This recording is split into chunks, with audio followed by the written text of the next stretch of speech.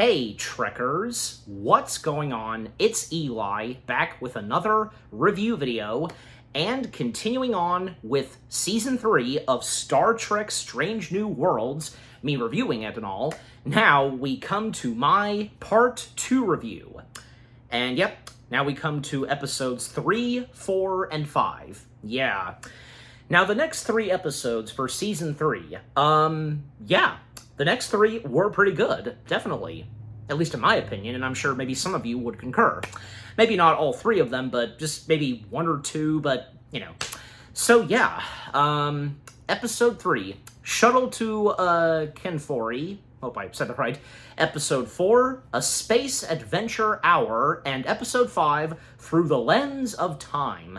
Now, with what these next 3 episodes had to offer, with their storylines and all that, well, they were really good. One of these 3 episodes now being one of my so far favorite episodes for the 3rd season. Maybe some of you can take a guess, but till I say it, of course. Yeah, because, like, with these episodes and with what they have in store, like, yeah.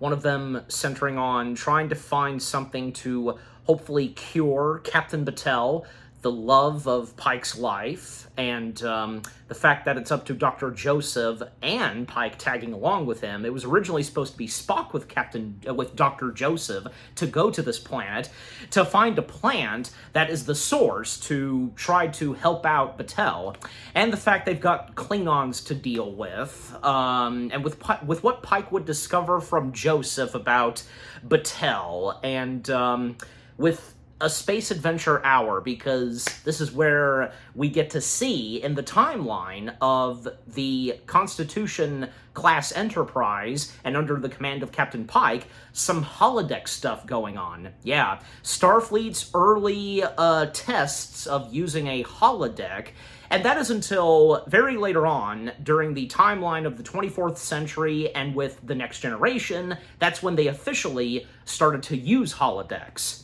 And the specific details that are explained as the episode would proceed, and at the very end with Starfleet's use of a holodeck and such on a starship.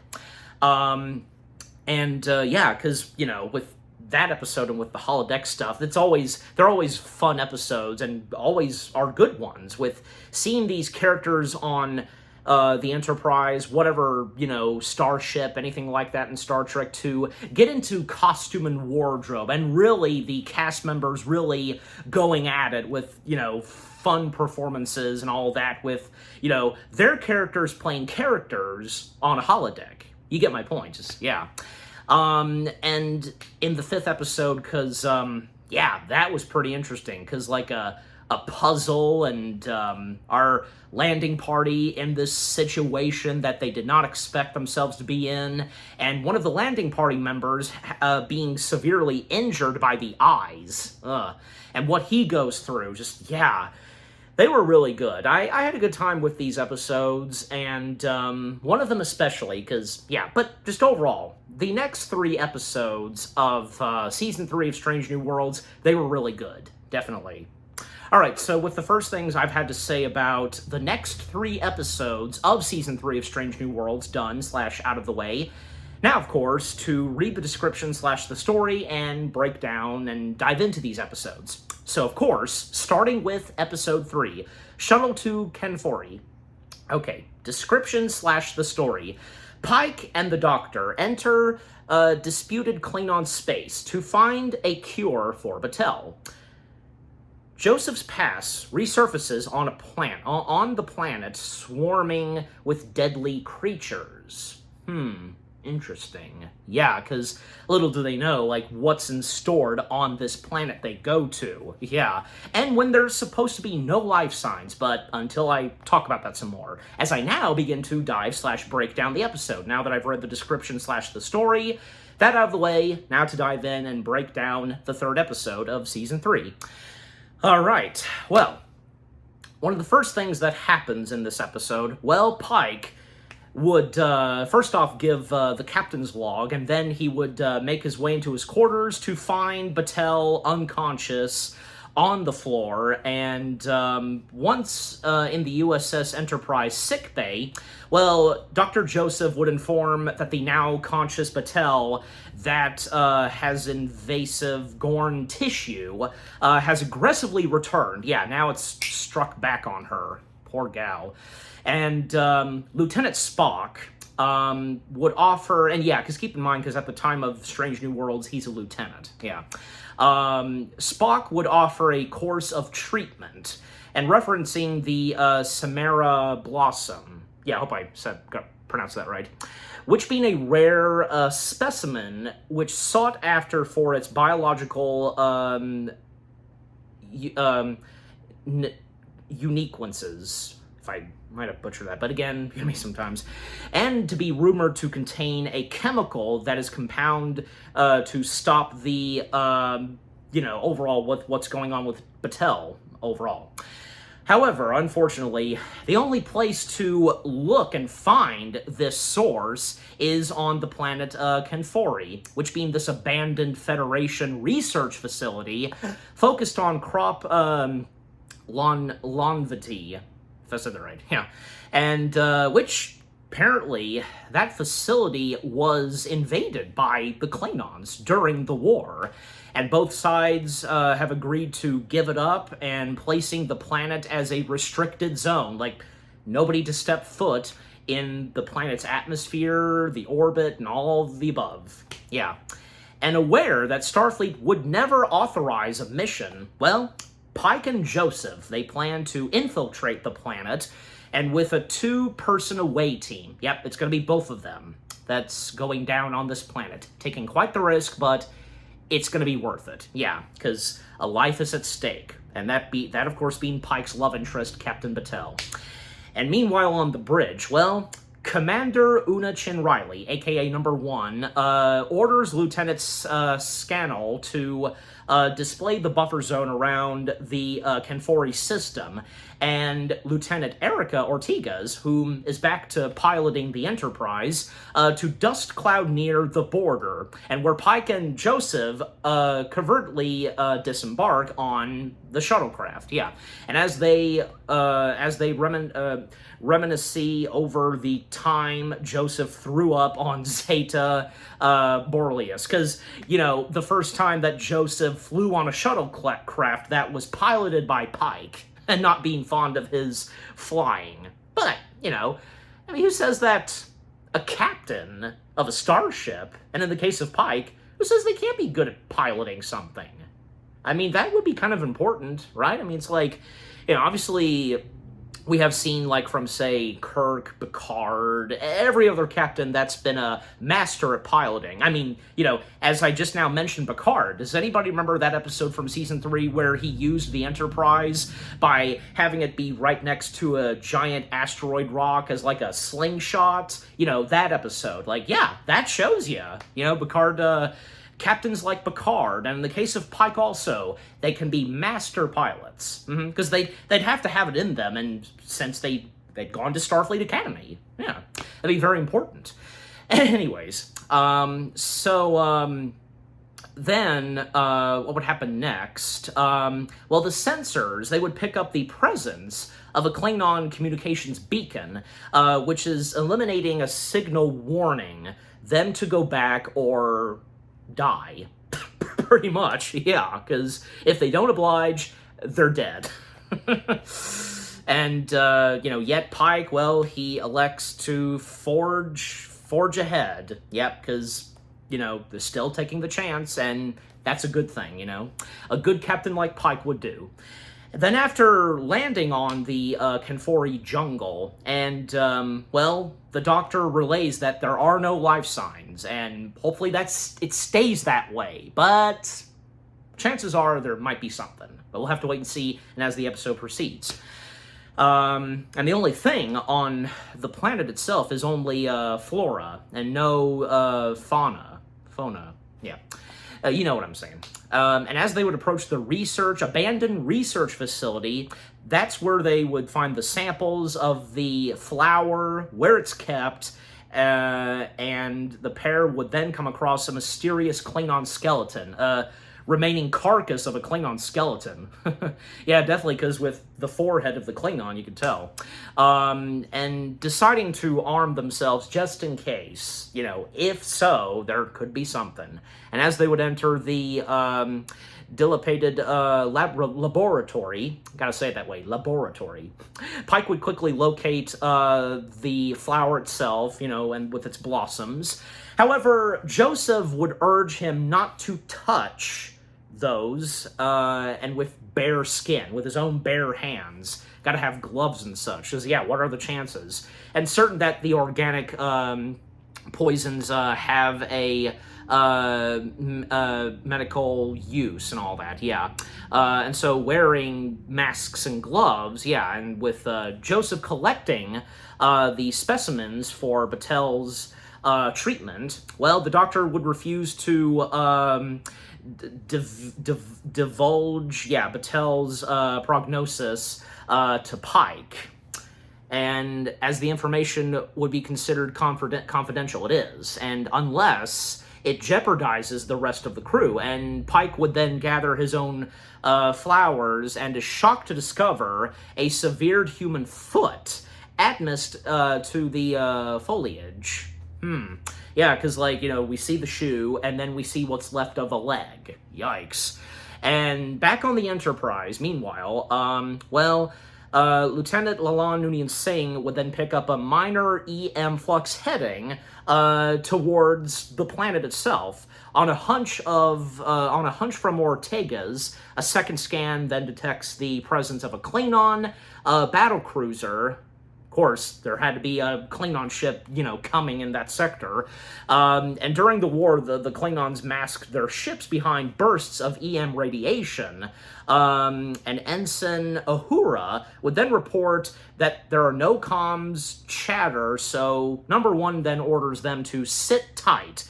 But however, the Klingon vessel would dispatch a shuttle towards the planet. Yep.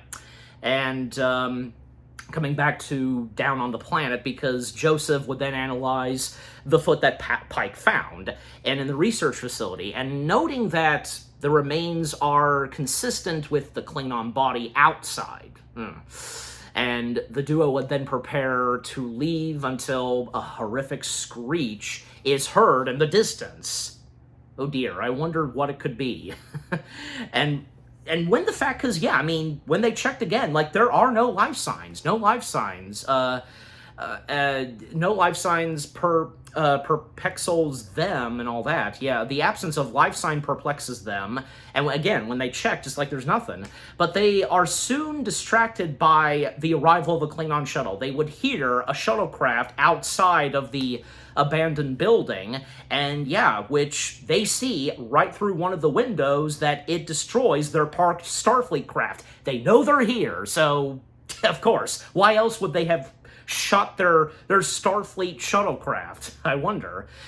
And weapons drawn, and a hunting party of 3 Klingons would enter the lab. Yep, so now what? Yeah, and now that the Klingons themselves are here, well, as Pike and Joseph would flee, they would come to a dead end, and they would hide from the Klingons as best they can, and with a brief firefight ensuing.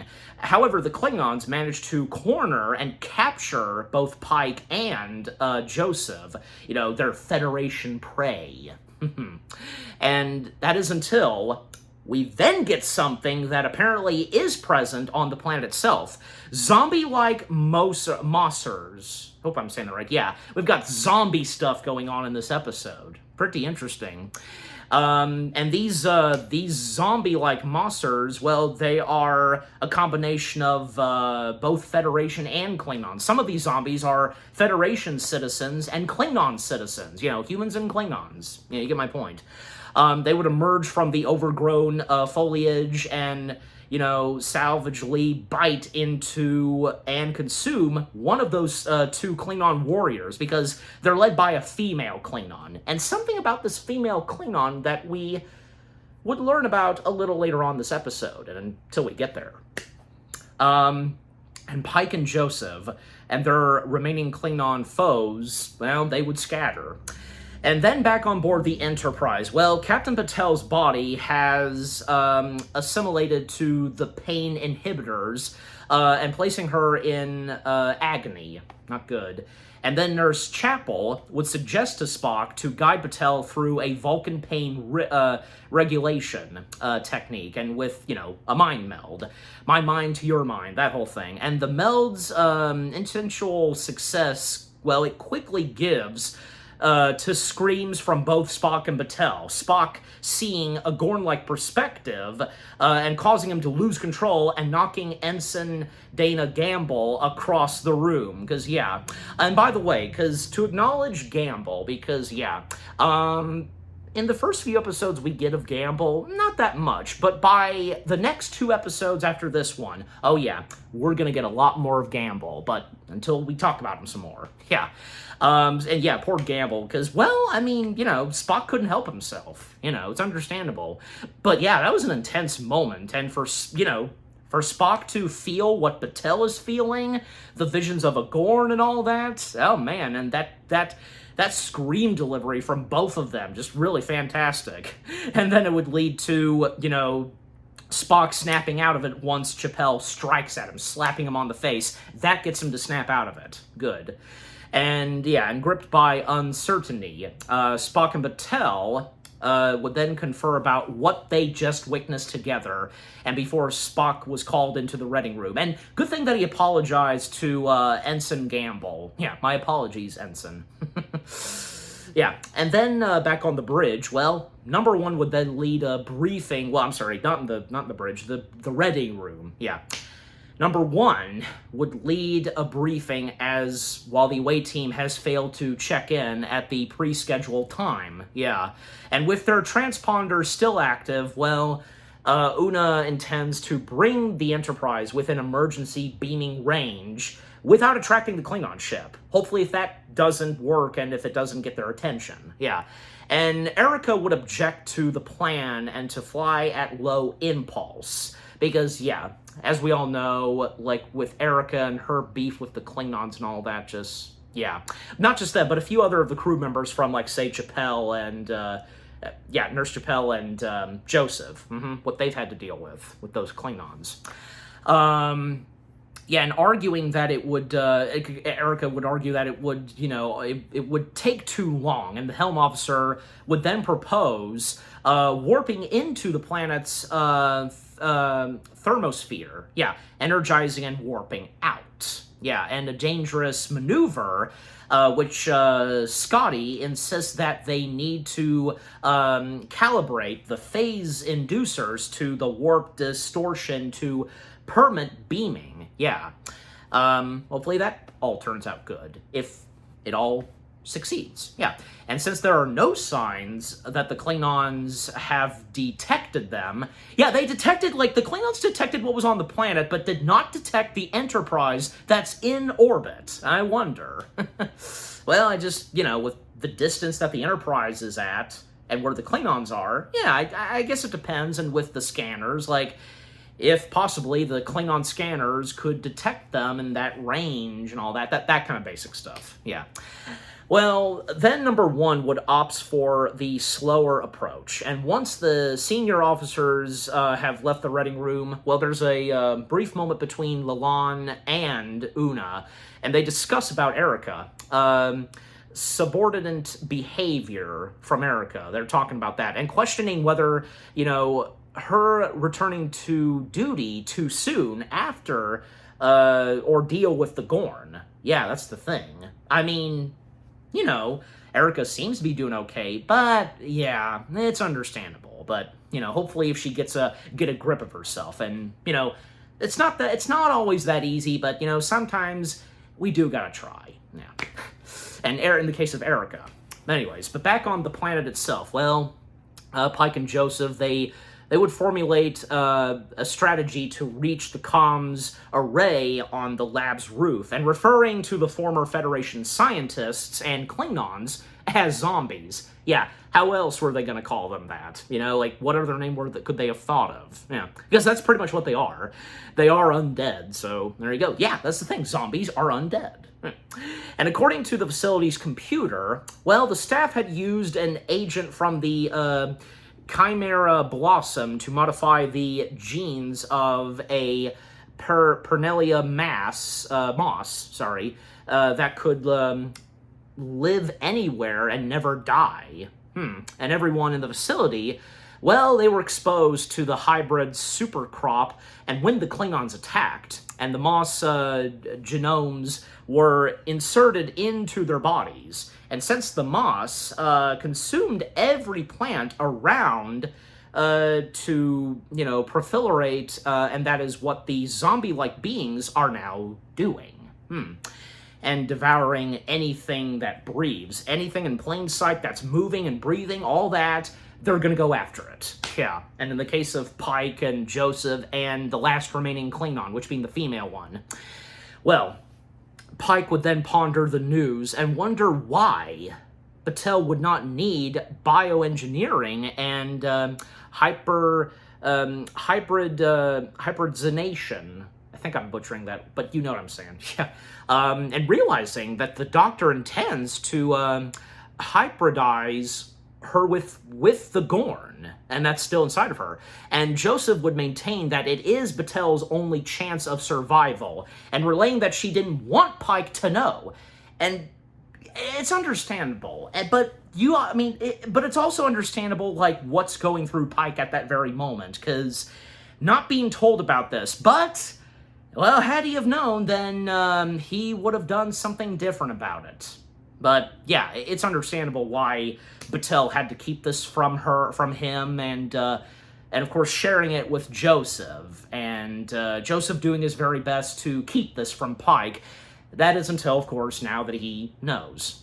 And, because, suddenly, after that scene between them and Pike just not being happy about this, well, suddenly there would be a wave of more moss-infused creatures, / zombies that burst into the room. However, the Starfleet officers would be saved at the last minute by their Klingon opponents. Yeah, because right now there's only 2 left. And the only one Klingon survives the ordeal, and she uses her disruptor to take Pike and Joseph prisoner.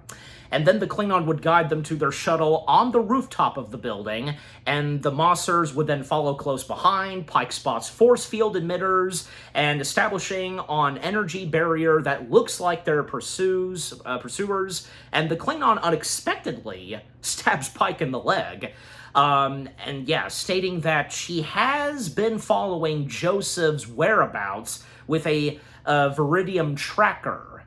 And yeah, the name / word Vermidium. Yeah, we've heard that before. I know I have, in the world of Star Trek. Which basically had been implanted in the olives of a drink given to him by Ongovian,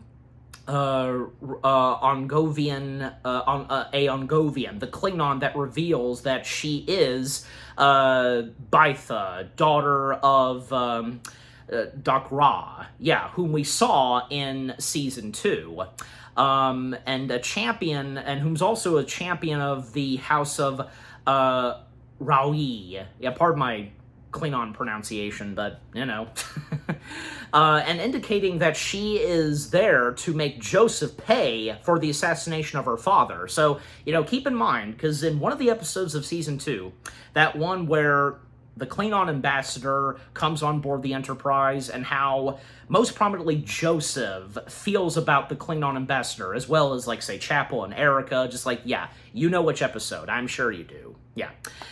And as the Enterprise, coming back to the Enterprise, it would enter the buffer zone around the planet itself, well, the bridge crew would attempt to slip by the Klingon battle cruiser, which they successfully do so, and when Erica would drop to 1 1/2 impulse, and the Klingon vessel would seems to spot the Enterprise and trains its attention on Federation ship's position, And meanwhile, back on the planet itself, Bytha would call her father a war criminal. Like, she doesn't care that Joseph, killed her father because, with what she says about her father, again, viewing her father as a war criminal whose treacherous deeds made her family's house subjected to discommodation. And by assassinating her father, Joseph had robbed her of the only means to restore honor to her house's name.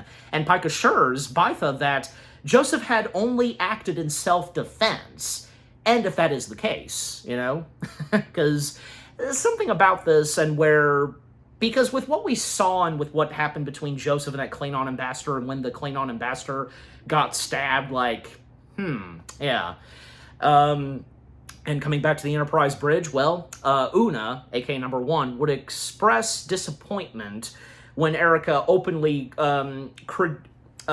critiques her diplomatic approach with the Klingons. And as the Klingon starship, the battlecruiser, would raise its shields, and back on the planet, Bytha would hold her her knife and such to Pike's throat down on the planet, and convincing Joseph to admit that he did assassinate her father for being a mass murderer. And considering the ambassador's death to be an act of justice, Joseph accepts Bytha's challenge, and the two would then engage in a fierce combat. Klingon combat and such, yeah. However, Joseph would refuse to kill Bytha, and when, she has her on the floor, he doesn't care, because, if he forfeits, he forfeits. That's his decision. And besides, he's not a Klingon, and it's not his way. Because, Bytha, and when he gained upper hand, that's another thing, when he did that. And with the force field emitters damaged, they unfortunately are not going to last that long, and this happened during the fight, well, the protective energy barrier would also sputter, and with the Enterprise, coming back to the Enterprise, it would brace for its entry into Kenfori's thermosphere, and Erica would execute her strategy with precision as the Mossers prepared to pounce on Pike and Joseph, and believing dishonor to be a fate worse than death, well, Bytha would unleash a spike Blatrick and draws her disruptor, and she would draw the creature's attention, and giving Pike and Joseph some time to get the hell out of there, basically. It's true. Ultimately she would sacrifice herself to gain an honorable death. Nobody will remember this, but only she will, and Joseph will, as was commented by each Pike and Joseph. Yeah. And that's the end and demise of Bytha. And the Enterprise, well, it loses artificial gravity at one point, for a moment, that is, but would succeed in beaming Pike and Joseph back on board safe and sound, and they would finally escape as the Klingon cruiser is about to open fire. It fires one torpedo, but they go into warp speed, and they manage to escape from the Klingon battlecruiser. Good for them. And with Spock synthesizing the blossoms from that flower, its chemical and all that, compounding in the science lab, well, Pike would deal with Joseph's admission of guilt in sickbay. And since there was no official mission to Kenfori, and the captain reasons that he has no report to file about the incident whatsoever, and Pike assures his friend that he's not a monster, he's just a man. And he's not wrong, because that is what Joseph is. A true heart man, you know what I'm saying, yeah. Then we would come to Erica and Una, where, she would be in the reading room meeting with number 1, and whom states that the helm officer has purposely exceeded the impulse limit during the mission, and this allowed the Klingons to spot them, forcing the Enterprise to utilize Erica's thermosphere strategy, and for endangering the crew, even though it was nothing really intentional, just taking that chance. And Una would then pull Ortega from the duty roster and assign her to the warrant officer for chain of command training. And right as she exits Erica, she does apologize for all that happened. I mean, she knew what he had to do. She did. And After that, we get one more scene with Pike, and yeah, this being the final scene for this episode, in his quarters. Well, he would confront Patel about the hybridization treatment, and although Pike is disappointed that he was not a part of that decision process, was left out of it, but nothing really intentional, because, with what Battelle knew, it's understandable.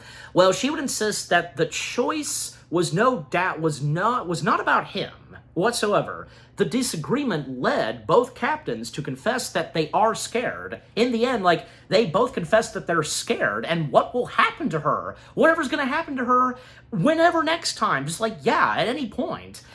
And that's when they would confront each other, because they'll do whatever they can. And Pike would definitely determine to make sure that, whom he loves so much, fellow captain of a starship and all that, part of Starfleet, but most importantly, again, the love of his life, he will make sure that no harm comes her way, and even with what's inside of her. Yeah, that's great. I love that. That's great to see. Yeah, and by the way, to acknowledge, a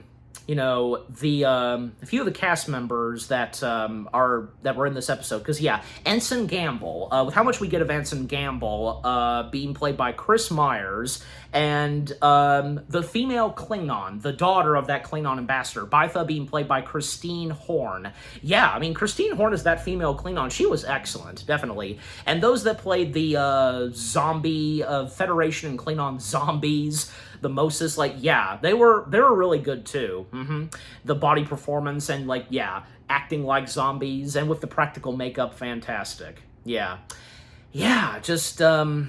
Overall, episode 3, Shuttle to Kenfori, it was an excellent episode, continuing what is going on currently with Battelle and trying to cure her in any way, and to have more Klingons be in this, and with them dealing with Klingons and a connection to what happened in the second season with Joseph and that Klingon ambassador, the daughter stepping in, and some awesome moments here and there, intenseful and all that, I tell you, this was really good, in my opinion. And by the way, the atmosphere sounds of Kenfori, to me, kind of I'm pretty sure they're kind of the same sounds that close to what was heard in the original series, because there would be some interesting atmosphere sounds on any specific planet, if you know where I'm going with this. And I like that. That's what's important. And, because on account of the time and setting of this show and so on, you get what I'm saying. Yeah.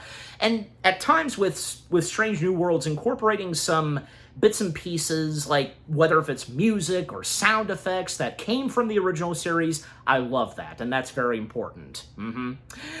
Yeah, but again, episode 3, Shuttle to Kenfori, it was excellent. All right, moving on. Now we come to episode 4, which being titled, again, A Space Adventure Hour. Description / the story. When Lalonde tests a prototype holodeck with a fictional case only she can solve, the consequences of failure get greater and greater, and with the Enterprise hanging in the balance. Okay, so here we go. This episode that centers on the use of a holodeck. And not to mention, this episode being directed by good old Jonathan Frakes, a.k.a. Commander William Riker himself. Yeah. And this episode is a lot of fun. Because, like I said early on, how can episodes of Star Trek that center on holodecks, whatever, where we see these characters out of their uniforms and in different wardrobes, they're always great and fun episodes to watch and all that, and they're some of the best ones. And definitely for the cast members of any Star Trek show to really advance and to just do a lot of fun things with their characters, where their characters, as I said, are acting as characters. You know what I'm saying? That's great. All right, so with breaking down / diving into this episode itself, well, the way this episode starts off, it does not disappoint.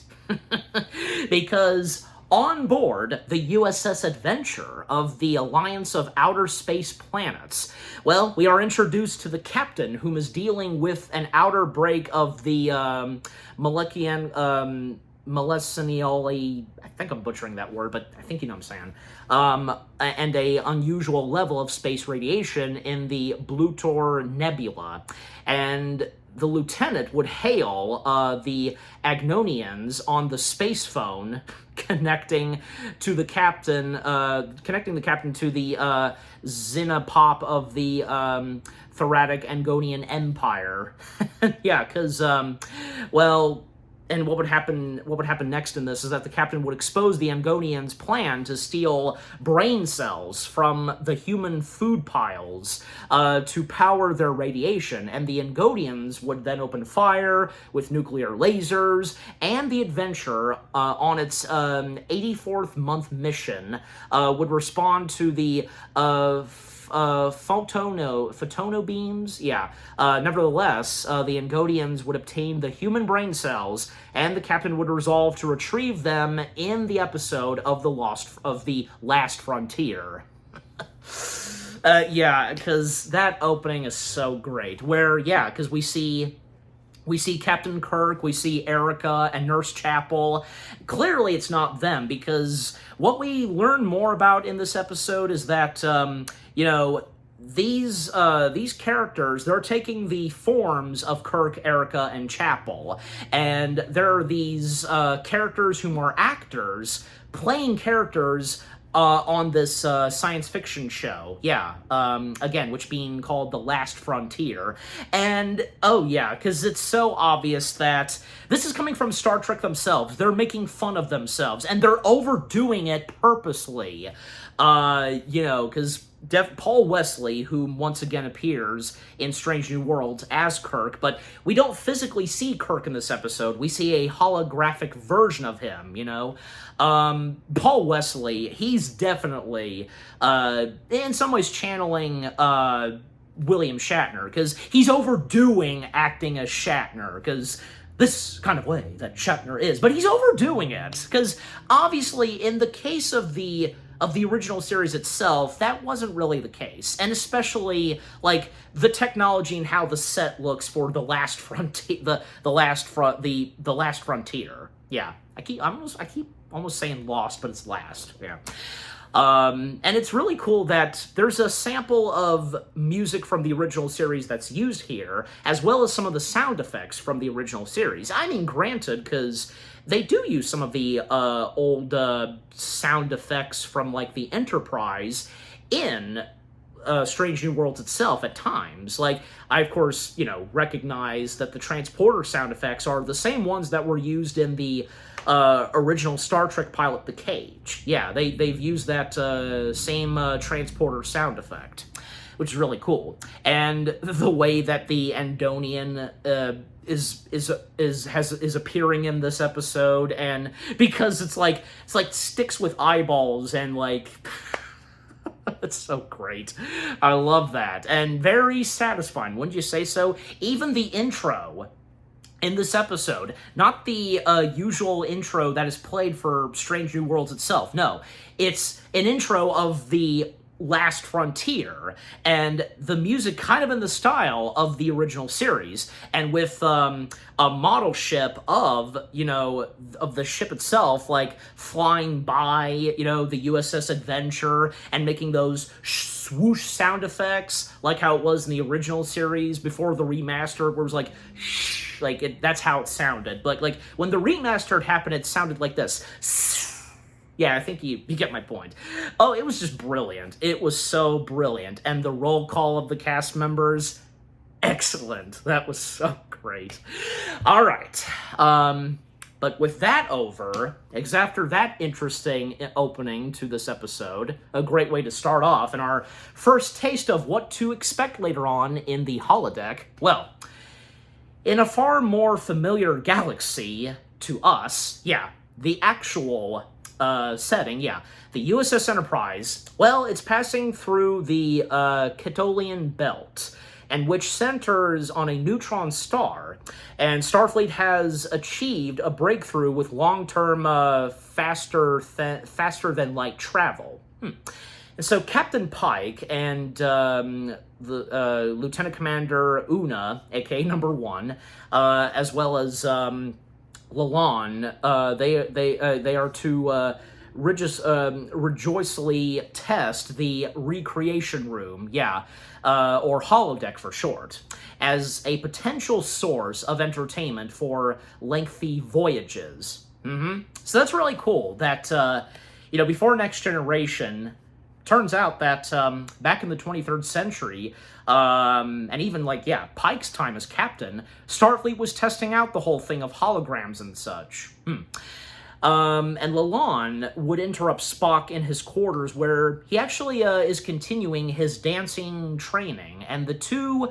she would join in, the two would tango, and Lalonde would question Spock about the field emitters that has been fixing. He's been fixing and all that.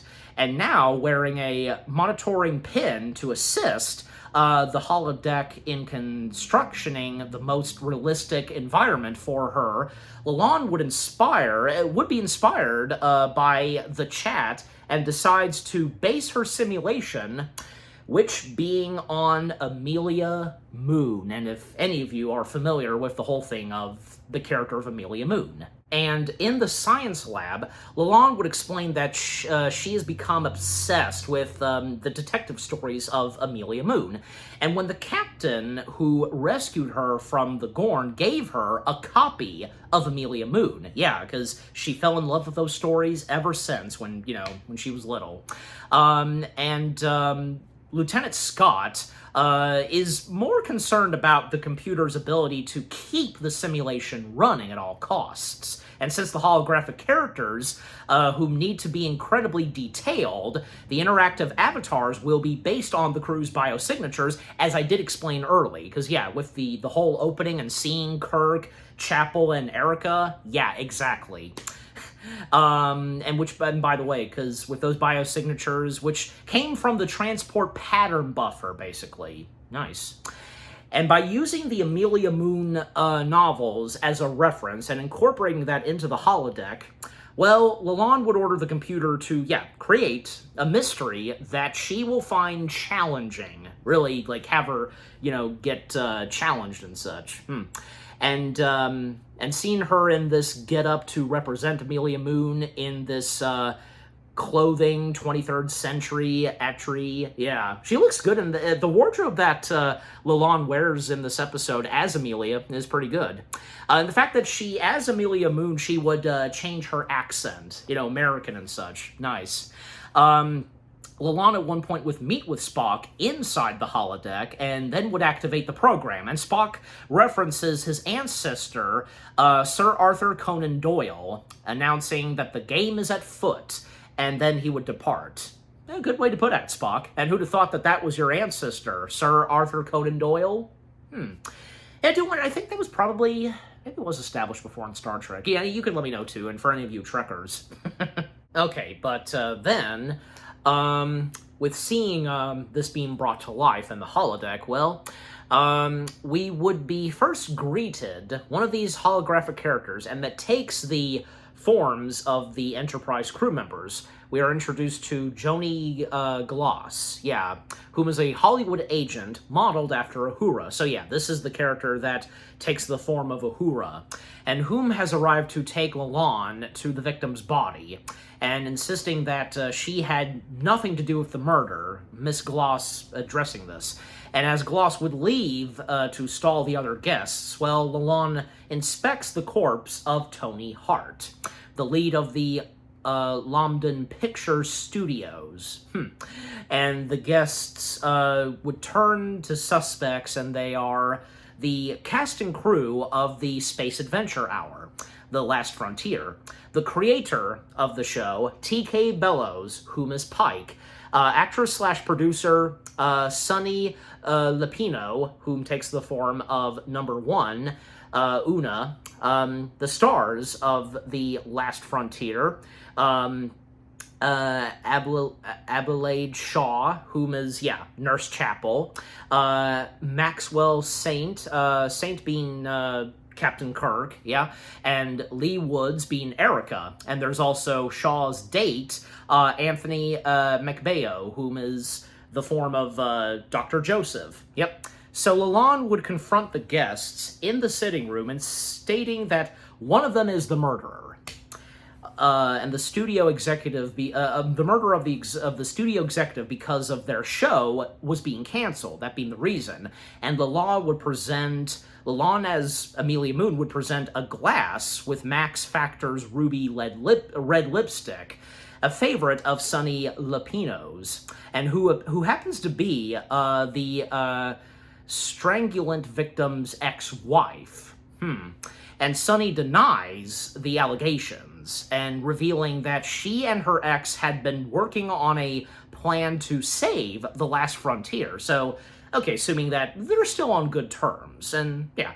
And as Sonny would sip her drink and points the finger at Maxwell Saint, well, she would suddenly, out of nowhere, gasp for air and falls dead. It was poisoned with what she drank. And believing the simulation has learned her moves, Lalonde would then require a partner with a different point of view. And this is where she would recruit Spock. Yep, finally recruit Spock. And Spock doesn't need to dress up in anything. He just, appears as himself. And as Lalonde and Spock would return to the sitting room, well, the real Dr. Joseph and Chapel would deal with an increasingly frequent power of fluctuations. I'm kind of butchering that name, so I'm having trouble saying it, but yeah. In sickbay, having trouble in sickbay, and blaming the sensory overload on the omnidirectional holodiodes. Yeah. And Scotty would assure, number one, that the things are under control in the science lab. Well, hopefully so.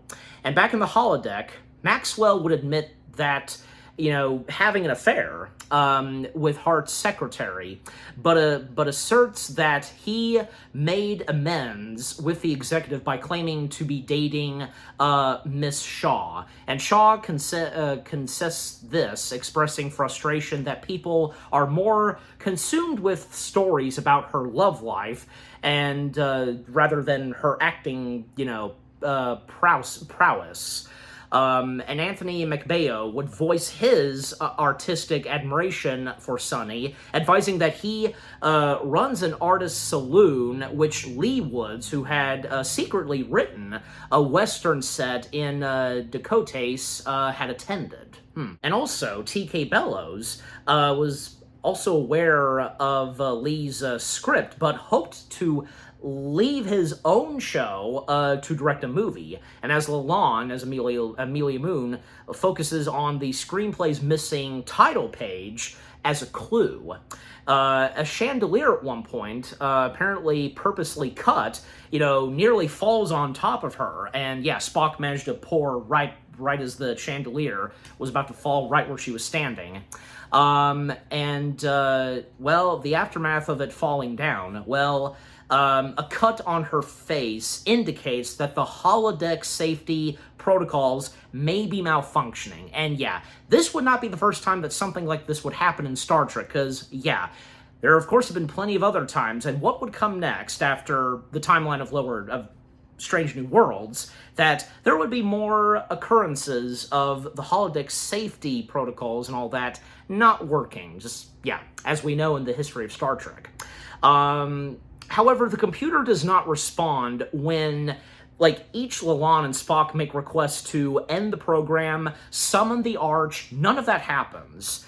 And faced with communication problems, Scotty would consult with Uhura on the bridge, unable to shut the simulation down. And Scotty would warn that blowing the holodeck open would crash the ship's entire computer system altogether. And the only way to end the program is for Lalonde to complete it by solving the murder. That's the only thing that can be done. Yeah. And, the way Uhura reacts to this, who can blame her? Because, well, they're out of options, and yeah, it's up to Lalonde to complete it. It's just like how, again, with many other incidents happening with the holodeck where the safety protocols aren't functioning, like most prominently in the episode of TNG, Festival of Datas, where the story has to be completed, with Worf, Troy, and Alexander, in the Western, and the story has to be completed, and thus, it comes to an end. So that's a good example right there. But back on the holodeck, Lalonde is concerned that the killer could genuinely harm her and Spock. An argument would then break out among the remaining guests, and Miss Gloss is discovered standing over Lee Woods' body, and Gloss would declare that she did not stab Miss Lee, and contending that the Last Frontier inspired audiences to give them hope through the lens of fantasy, and Lalonde would spy a piece of celluloid film, celluloid film in the fireplace. And, Miss Gloss, with what she says about, The Last Frontier inspiring audiences and giving them hope and all that, well, some of the stuff that's brought up in this episode makes a good point and pure facts about, what the original series of Star Trek did, what it left off, the impact and such, and inspiring many, many people and all that. You get what I'm saying. That's very true. I love that. That's really good. Nice detail there. The fact, because the whole thing of The Last Frontier, being canceled and all that, and in the same way, with what the original series went through, because if you know the whole history of, when it came to seasons 2 and 3, Star Trek's still trying to do its best to keep going, but, in the end, it only lasted for 3 seasons, but that, of course, wouldn't be the end of Star Trek, as we know. Anyways, so, back on point, because on the Enterprise bridge, the crew would prepare to observe the neutron star's collapse. However, a massive power drain would impact on the ship, and Scotty can't deactivate the holodeck still, and though the engineer would restore enough power for the Enterprise to avoid a deadly gamma ray burst, Uhura would head down to the science lab to help Scotty with this, and proposing that he attempt to contact Lalonde by convincing the computer that he's part of the program, and that's exactly what happens. And in the simulation, Lalonde and Spock would watch an outtake from The Last Frontier that portrays a furious T.K. Bellows, having inserted himself as a character in the film strip, Scotty, warning Lalonde that the holodeck is pulling all of the ship's processing power, and we would see a drunken Bellows waltz in, holding a gun after that film finished, and the warning that Scotty left, holding a gun and such, and explaining that they weren't canceling the show. They were firing him, and Bellows insists that he's not a murderer, though he wounds Spock with a accidental discharge when Lalonde seizes the gun, and it was nothing intentional from Mr. Bellows. Yeah, and he just walks off just miserable and all that, because, after being drunk, the booze talking and all that, making him just miserable, and then it would be revealed that Spock's injury is minor. With how the bullet hit, it didn't really cause that much damage. And Lalonde would, give Spock a hug, and only to realize, and as she's hugging him, that he has been a perpetrator all along. Where's this going? Well, about to say, because in fact, Spock, in this case, is actually not the Spock. He's actually been a holographic recreation, and since Lalonde walked into the holodeck, because when we first saw Spock in the holodeck, when we thought that he was already in the holodeck, nope, that wasn't Spock all along. That was a holographic version. And then the monitor pin, also having observed her interacting with the real Spock, and it knew that she would never suspect him, and thus the simulation now is complete, and Lalonde is able to end the program, and the nightmare is finally over. Yep. And in the reading room, Lalonde would advise the captain that the holodeck technology holds promise, but recommends, for now, against installing it on active ships. Yeah, for now and at this time. And obviously, this is until Starfleet would try this again, and it would become much better than ever. That's great to see. Also, I can't forget to mention this, that it's nice to see, and it's great to see that the inside of the holodeck, it has the black and yellow stripes. You know, that whole thing, that's great, and it makes sense. And, you know, it kind of reminds me, because, like, it brings this up to me in my mind, where if anybody has seen the fan web series, Star Trek Continues, well, they did a holodeck in that, and the interior of the holodeck being different than say, this one, but, well, just, you know, and even though, like, say, Star Trek Continues is not really a part of canon, it's still, I'm sure you get what I'm saying, and if you've seen Star Trek Continues on YouTube, fantastic, yeah. I just thought I'd bring it up because it's true. Anyways, so, you know, and again, with the holodeck thing not being used for now, well, Scotty would emphasize that the holodeck simply needs a dedicated server room and power source, and Scotty would confide in number 1, relaying that, you know, his adherence to fixing the problems on his own traces back to the tragic loss of his previous ship. Yeah, and it was not his fault, because with what, you know, number 1 says to him, and that's, yeah, it's great, that's good to know, because, yeah, the USS Star Driver, it was never his fault, no. And number 1 would dictate that asking for help is a strength, yeah, with what else she says to Scotty, good. And then Lalonde, one of the last things we see in this episode, Lalonde would once again pay a visit to Spock in his quarters so they can complete their dancing lesson, and sharing the computer's decision to pair her with Spock in the holodeck. And however, the face smile did not look at her the way Spock does. No, because it didn't exactly copy all like what Spock is in reality. And this admission would spark romance between them. This is where the romance between Lalonde and Spock would begin. And they would pause for a moment, and they would share a kiss. Yeah, this one kiss, and yeah, this being the beginning of, and who'd have thought? Did any of us really expected this, that there would be a relationship going on between Lalonde and Spock? Yeah, especially after what happened between, you know, Nurse Chapel and Spock. I don't know, but yeah. Not that I'm complaining, because, yeah, it seems like that Lalonde and Spock, for now, they make a good match. Well, after that, well, the episode is not finished yet, because we get some more fun stuff, and with the Last Frontier during the end credits, because, yeah, with seeing more of the Last Frontier, the cast and the crew would work through the difficulties of filming their series, like from Maxwell, Saint's captain, failing the Riker maneuver, you know, putting the leg over the chair. That was really funny they did that. And the Doctor having trouble opening the door to the bridge, because, yeah, and these bloopers that we see, them struggling, as it's always happened with, you know, the past Star Trek shows. If you've seen the bloopers, you know. And by the way, because, even the alien, because, you know, her struggling to, you know, deliver the dialogue and to get off the set is so funny. The Angonian, yeah. And by the way, the Angonian being played by Kira Gulian, yeah, whom we saw previously as the Andosian bartender. So nice to see her play more alien characters. And yeah, because Kira is, you know, so good in this, as in Strange New Worlds, with what we've seen her so far in, and as some of those alien characters. Good trooper, just like, yeah, good sport. But, and yeah, and also, like, during the end credits, the music playing is the music that, you know, is from the original series. I love that. That's so great.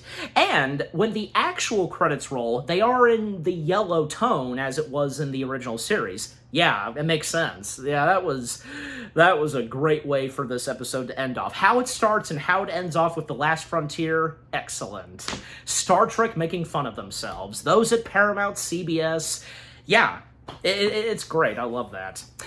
Yeah, so Episode 4, A Space Adventure Hour. This was an excellent and fun episode. I loved this episode, and again, so far one of my favorite episodes of Season 3 of Strange New Worlds, and I'm sure maybe that would go for some of you as well. Maybe not all of you, but yeah, how you felt about this episode. Everything that a space adventure, a space adventure hour had to offer was great.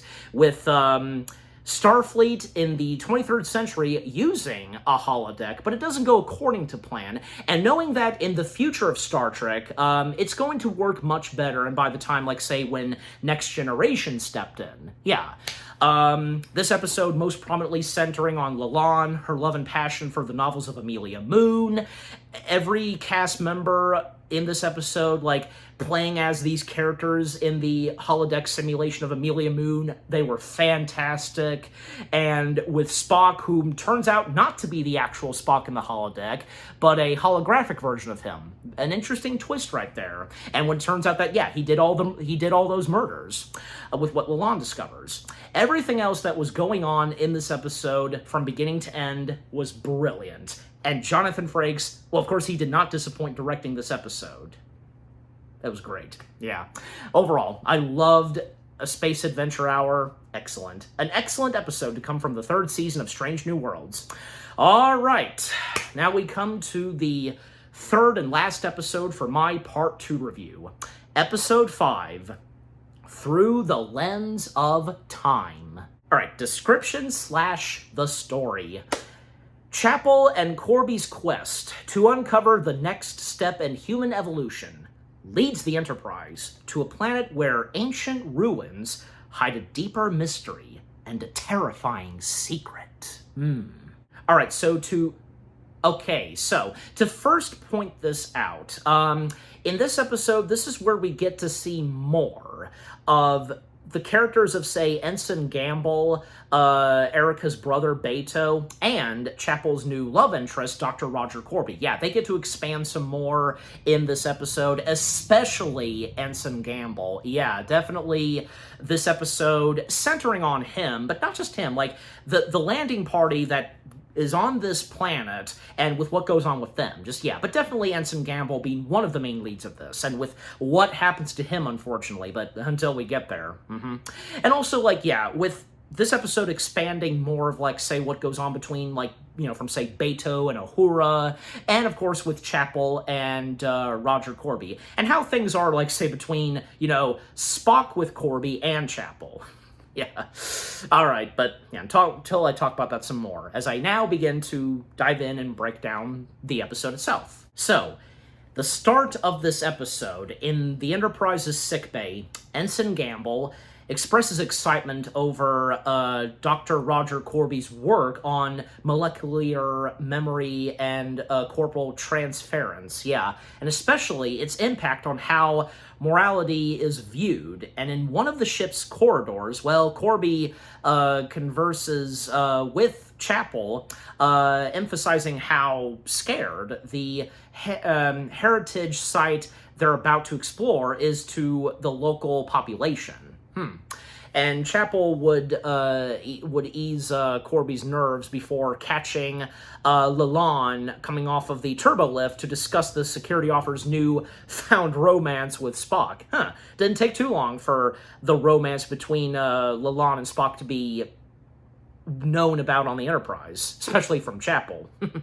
And hesitant to chat, and I don't blame her, Lalonde declares that she and Spock aren't attaching any labels to the relationship, at least for now.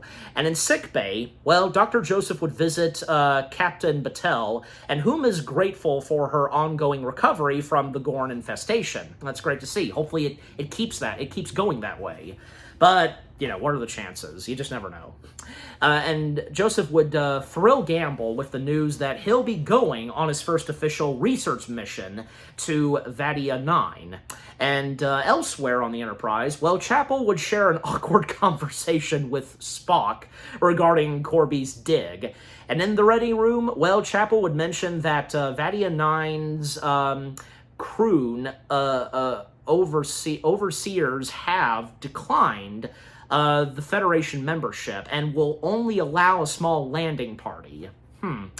Guess they're just not comfortable with that, just, you know, the accepting a membership? That's their business, you know.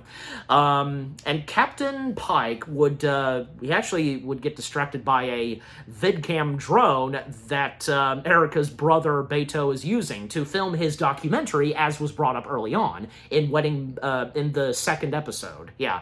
The documentary to commemorate the Federation's centennial. Yeah. And, well, the landing party would then meet with Dr. Corby and Najal, whom is a local observer on the planet itself. And where Corby relays that the magnetic anomaly indicates that an advanced technology is hidden beneath the surface somewhere. And pylons are set, and the Enterprise would then activate its deflector beams to unveil a massive structure right in front of their noses. And that had been concealed in the hillside. And the symbols found bear a resemblance to the Macronian alphabet. And as do those on a ring discovered on the Polaris 12, and tablets underneath on Petoria. Yeah. Again, you me sometimes. The names in science fiction, like how to pronounce them. Well, then Corby and Chapel, well, they would theorize that the Macroon are descendant from an advanced civilization capable of traveling across galaxies, and those ancient astronauts, well, have claimed to have achieved immortality by creating quantum instability at a molecular level. I'm having trouble saying that word. Oh well. Try to say it 10 times fast if you're like me. And Ensign Uhura would disparage the symbols and stating the entrance can only be gained with blood giving freely. And in this case, Chapel does so, because, yeah, a needle drawing a drop of blood from her hand and would scan her and grant her access to the interior, and as well as everybody else following along. And then the landing party would enter carefully, and the comms are down because, yeah, they're inside and they're unable to also transport from the inside of the chamber. Not good signal. And Uhura would joke that Beto is scared of QZ. I know I'm butchering that word, but you know. Which basically is her way of saying, it's a way of saying the boogeyman. Yeah. And when they come upon a doorway, which being blocked by a light barrier, they would spot the centuries-old bodies of starved grave robbers. But Chapel would convince Spock to press forward in Nachal's blessing, and Chapel would locate a memory stone in the robbers' belongings, and where Gamble also pursues a glowing orb, which explodes right in his face. Ugh. And yeah, because then, you know, he would be beamed back to sickbay, and his eyes, well, they're completely gone. They destroyed his eyes completely. And yeah, back in the chamber, Beto would send a camera through the doorway and showcasing a statue that Ninjal describes as evil. And when he realizes this, he tries to escape. However, the exit, right where the door is, it would totally vaporize Najal just like that. And then it wouldn't take too long for the exit and the rest of the inside of the building to seal the rest of the team inside. And also to acknowledge whom plays Ninjal, it was Aish Morris, if I'm getting his first name right. Yeah, he played Ninjal, whom, you know, a couple of times does speak a little bit of English, but in his alien language, yeah. And yeah, that was a cool alien makeup design for, you know, the alien species of Ninjal. That was pretty cool. And with how much we get of Ninjal, poor Ninjal, because didn't make it towards the end, you know? I mean, stuff like that happening at times in Star Trek, right? Anyways. Okay, but getting back on point, because back on the Enterprise and in sickbay, well, Gamble would also share to Joseph that his short-term memory has also been damaged, and yeah, Joseph would then do some bioengineer stuff and all that. He would bioengineer new eyes for him, yeah. Hopefully if that works. And Pike would then confer with Joseph, and who suspects that some kind of biological agent is preventing Gamble's eyes from regenerating. That's interesting. And back on the planet, well, since Chapel's blood was used to access the chamber, the landing party would theorize that their biosignature kept them safe, which is why the security protocol killed Ninjal.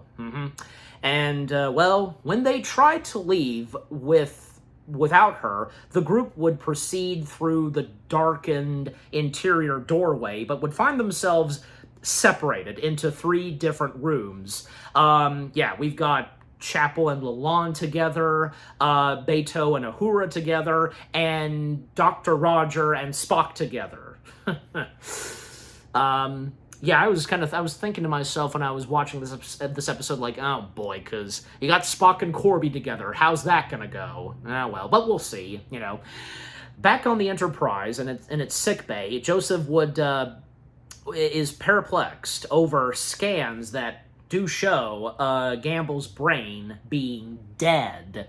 Yikes. Like, how much more can Gamble take, you know? And to think that this was his first away mission, and for this to happen. Poor guy, you know? And he's a junior ensign and all that, you know, in sickbay. Golly. And he would also, and Joseph would choose to sedate the ensign, and because, well, Gamble is not cooperating. He doesn't relax or anything like that. I don't blame him, because, yeah. And then, well, coordinating back on the planet, coordinating with their communicators. Luckily, those work. They are in communication. The landing party would evaluate with their respective chambers. Lalonde spots the words, "Here stands the beholder," "Centri of eternal bridges," which are written in Chinese on the statue. And Chapel would detect a life sign, reading, emanating from it, and on a quantum level. And the beholder's particles are in constant flux, and both here and not here. And as for Spock and Corby, they would assist the memory stone, identifying the symbol's meaning, parasites or hitchhikers, well or pit, and the plural form of Vezd. Yeah. And the Macroon word of evil, and employing a visor found on the grave robbers. And Spock would observe thousands of the glowing orbs below them, and including one with a life form inside. And back on the Enterprise, well, Pike would convince with his crew in the science lab, where Commander Pelia and Lieutenant Scott, you know, they refer to the explosive orb as a containment device older than anything they've ever seen.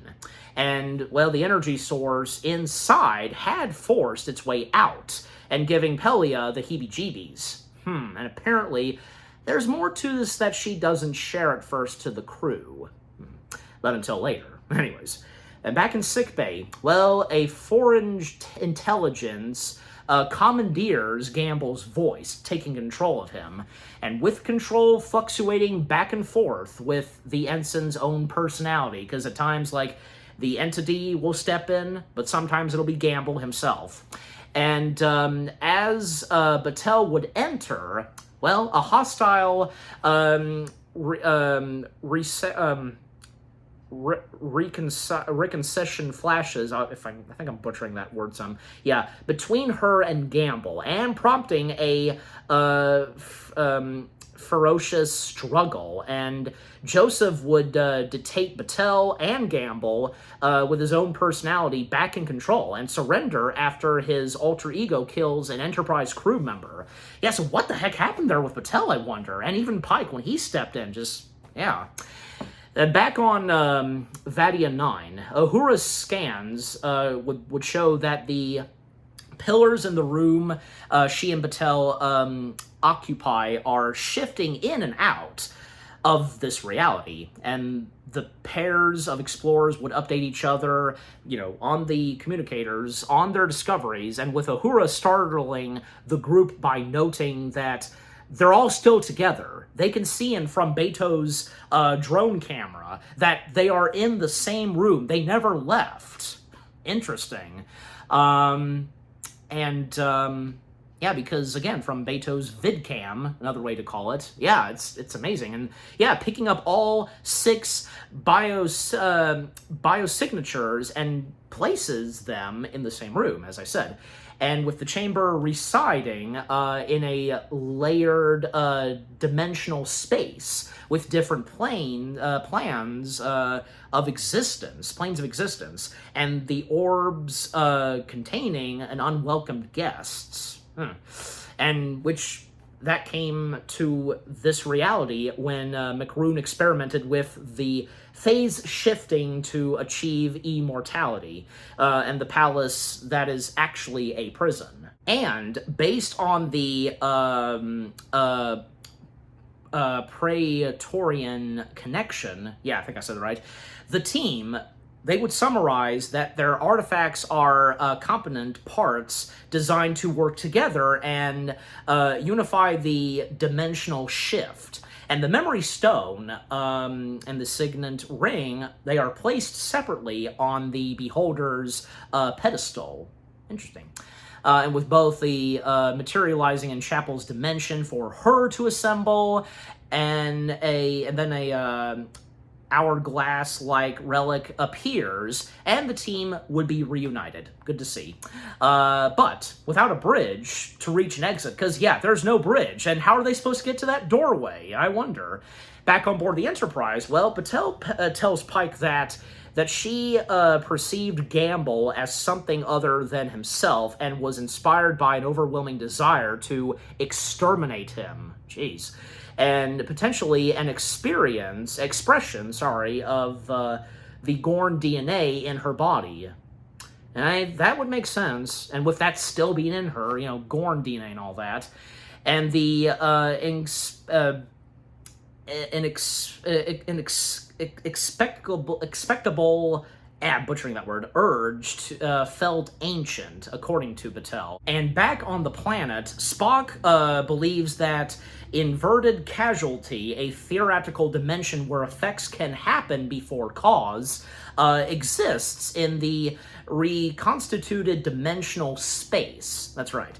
Thus, Spock deduces they must paradoxically walk across the empty space to turn on the bridge.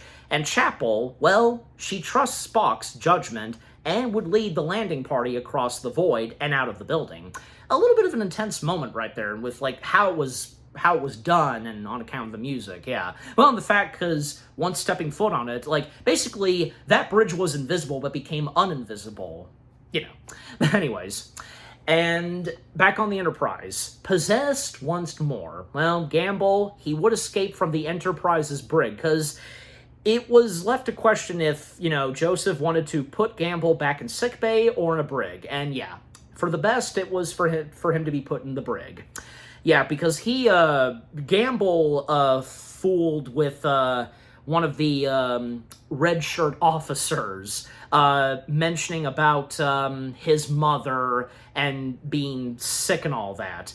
And that was a crew member named Rex, played by David McAllinis, if I'm getting his last name right. But yeah, again, me sometimes. Yeah, just putting his hand through the shield, of the brig, and just grabbing him by the throat and instantly killing him. Jeez Louise. And yeah, because with him escaping, and he would hold Pelia and Scotty and Sam Kirk hostage in the science lab. Yeah, and Gamble, he would request senior officer command codes and to turn to face Joseph, supplying Pelia with the chance to fire her phaser at the ensign, which she does so.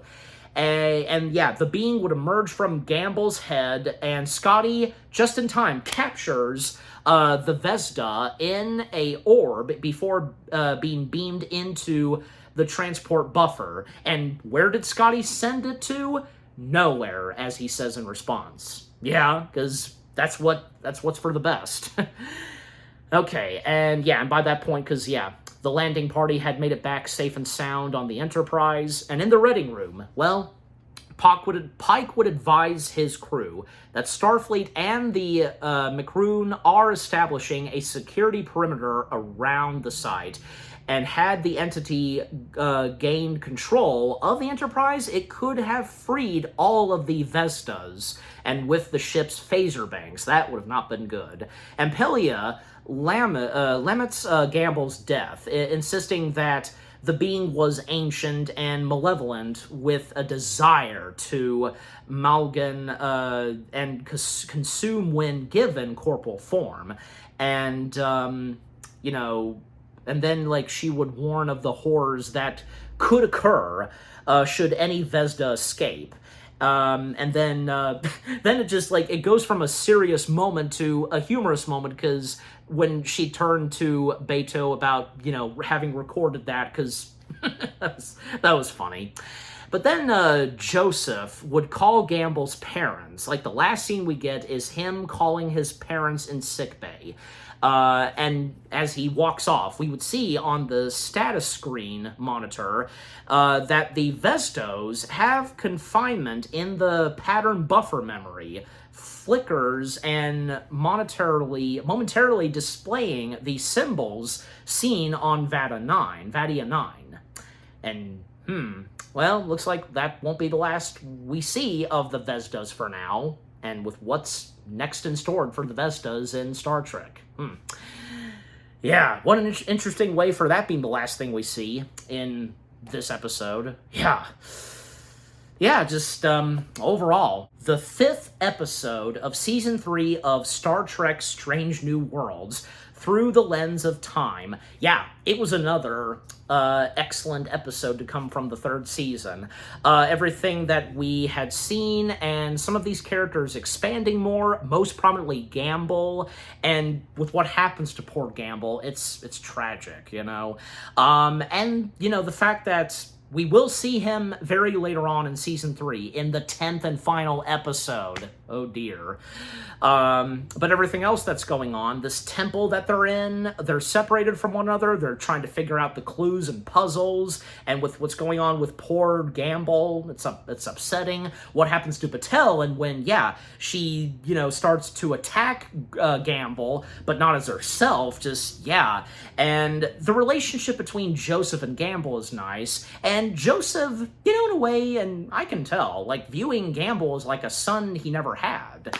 And everything else going on, and with the chemistries from each of these characters, the situations they're in this episode, it's well done. It was really good. Episode 5, another excellent episode, at least in my opinion, and I'm sure most of you would probably think so too. But the next 3 episodes for Season 3 of Strange New Worlds, episodes 3, 4, and 5, again, they were another excellent batch of episodes for my taste, and with what I thought of them, with what all I've had to say, and by breaking down / reviewing them, and talking as well. They were excellent, and like I said, out of these 3 episodes, well, all 3 were good, but especially A Space Adventure Hour being one of my so far favorite episodes of this season. Definitely. Need I go on?